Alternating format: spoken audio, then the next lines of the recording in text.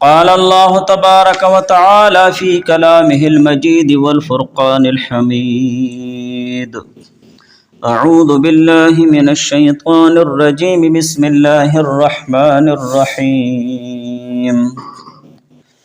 ومن أحسن قولا ممن دعا إلى الله وعمل صالحا وقال إنني من المسلمين. صدق الله العلي العظيم. قال الله تبارك وتعالى في شان حبيبه إن الله وملائكته يصلون على النبي يا أيها الذين آمنوا صلوا عليه وسلموا تسليما.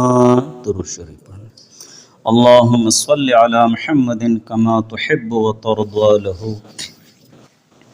اللهم صل على محمد وأنزله المقعد المقرب عندك يوم القيامة. جزا الله عنا محمدا صلى الله عليه وآله وسلم ما هو أهله. رب اشرح لي صدري ويسر لي أمري واحلل عقدة من لساني يفقه قولي. سامعین محترم، شروع سے راستے کے حقوق کے متعلق بات چلی آ رہی ہے کہ ان حقوق میں سے ہر ایک حق کے متعلق تقریباً قدر تفصیل سے بات ہوئی.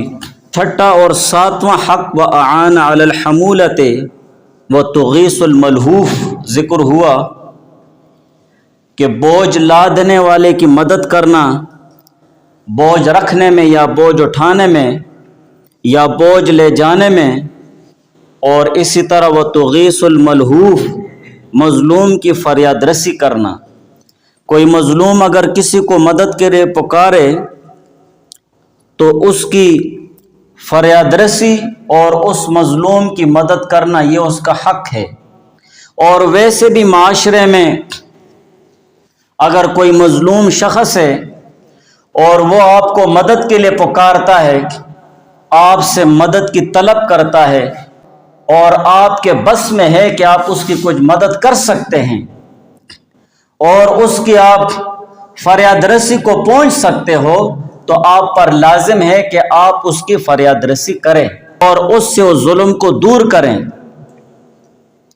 اور یہ بہت انتہائی ضروری چیز ہے کہ اگر معاشرتی حوالے سے یا ہماری نجی زندگی کے حوالے سے، خانگی حوالے سے ہم سے اگر کوئی مدد طلب کرتا ہے کسی کام میں یا اسی طرح کسی ظالم کے مقابلے میں، اور ہمارے بس میں ہے کہ ہم اس کی مدد کر سکتے ہیں، تو ہمیں اس کی مدد کرنی چاہیے. اور یہ ضروری امر ہے، قرآن اور حدیث کے حوالے سے اس کی مدد کرنا ضروری ہے. اور اگر اس کی مدد نہ کی جائے اور ظالم کے ساتھ کھڑا ہو جائے تو یہ ظلم در ظلم ہو جاتا ہے. حضور علیہ السلام کا ارشاد مبارک ہے، یقول اللہ تعالی، کہ اللہ تعالیٰ فرماتے ہیں، حدیث قدسی ہے، اشتد غضبی علی من ظلم، کہ میرا غصہ بہت سخت ہوتا ہے اس شخص پر جو ظلم کرتا ہے، من اس شخص پر لا یجد ناصرا غیری، کہ میرے علاوہ وہ اور کوئی مددگار نہیں پاتا ہے. اللہ تعالیٰ فرماتے ہیں کہ میرا غصہ اس شخص پر بہت سخت ہوتا ہے جو ایسے شخص پر ظلم کرتا ہے جو میرے سوا کوئی مددگار نہیں پاتا ہے. اللہ تعالیٰ اس کا مددگار ہوتا ہے. اور اسی طرح ابن عباس رضی اللہ تعالیٰ عنہ سے روایت ہے، یقول اللہ تعالی عز وجل، کہ اللہ تعالیٰ فرماتے ہیں، وعزتی وجلالی لأنتقمن من الظالم فی عاجلہ وآجلہ، کہ اللہ تعالیٰ فرماتے ہیں مجھے میری عزت اور جلال کی قسم کہ میں ضرور بھی ضرور بدلہ لوں گا اور انتقام لوں گا ظلم کرنے والے سے، عاجل ہی جلدی وآجل ہی یا کچھ دیر بعد.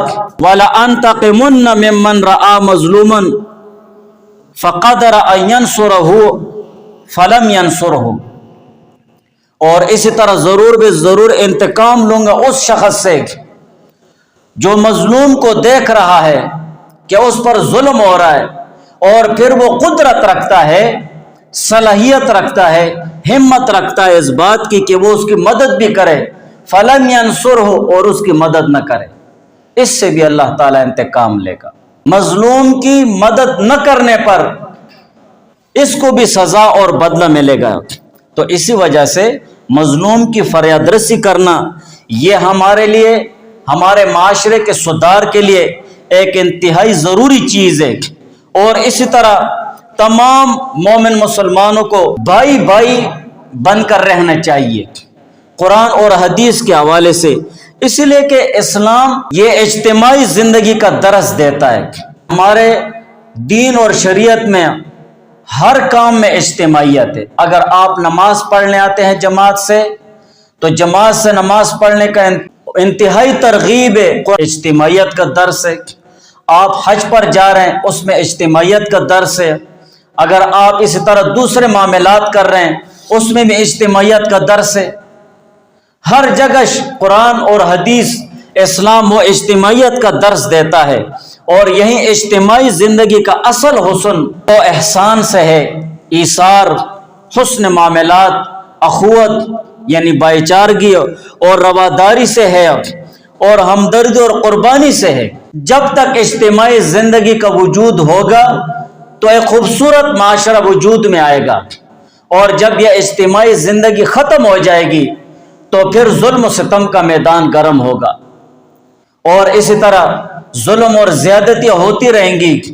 ہمدردی، ایثار، حسن معاملات یہ چیز ختم ہو جائیں گی۔ کیوں؟ اجتماعی زندگی نہیں رہی۔ ایک مسلمان دوسرے مسلمان کو اپنا بھائی نہیں سمجھتا ہے، ایک رشتہ دار دوسرے رشتہ دار کے ساتھ رشتہ داری پالنے کو ضروری نہیں سمجھتا ہے، ایک پڑوسی دوسرے پڑوسی کو اپنا پڑوسی سمجھ کر اس کے ساتھ احسان کرنا نہیں سمجھتا ہے، بلکہ اس کے ساتھ زیادتی کرنے کے در پر ہوتا ہے کہ میں اس کے ساتھ ظلم اور زیادتی کروں۔ اسی طرح دوسرے معاملات لے لو، پھر درندگی والا معاشرہ بن جائے گا، اور اصل میں ہمارے معاشرے کا یہی وجود نظر آ رہا ہے آج کل۔ اس کی اصل وجہ یہی ہے کہ ہم نے قرآن اور حدیث کے حوالے سے اجتماعیت کی زندگی کو چھوڑ دیا ہے۔ ابن عمر رضی اللہ تعالیٰ عنہ سے روایت ہے ان رسول اللہ صلی اللہ علیہ وآلہ وسلم کہ بے شک حضور علیہ السلام نے فرمایا المسلم اخو المسلم، ایک مسلمان دوسرے مسلمان کا بھائی ہے۔ انما المؤمنون اخوہ، قرآن میں اللہ تعالیٰ فرماتے ہیں تمام مومن مسلمان یہ آپس میں بھائی ہے۔ اب اس حدیث کے اس حصے کو اگر دیکھو تو ہم اس چیز میں کتنے کمزور ہیں کہ ایک مسلمان دوسرے مسلمان کو بھائی سمجھنا دور کی بات، وہ اسے دشمن سمجھ رہا ہے۔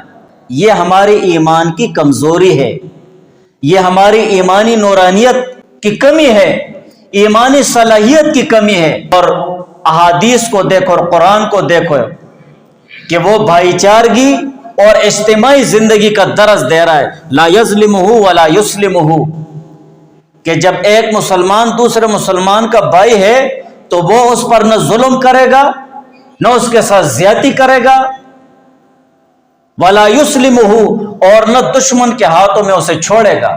دشمن کے ہاتھوں میں اسے نہیں چھوڑے گا، بلکہ دشمن سے اس کو چھڑائے گا، اس کی اعانت اور مدد کرے گا، چاہے اس کا فدیہ دینا پڑے، اس کا جرمانہ دینا پڑے، اس کے لیے کوئی بھی قربانی دینی پڑے، تو اپنے مسلمان بھائی کو چھڑوانا دوسرے مسلمان بھائی پر ضروری ہے۔ ہم خوش ہوتے ہیں نا دوسرے مسلمان بھائی کو تکلیف میں دیکھ کر، اس پر ظلم کرتے ہیں، زیادتی کرتے ہیں،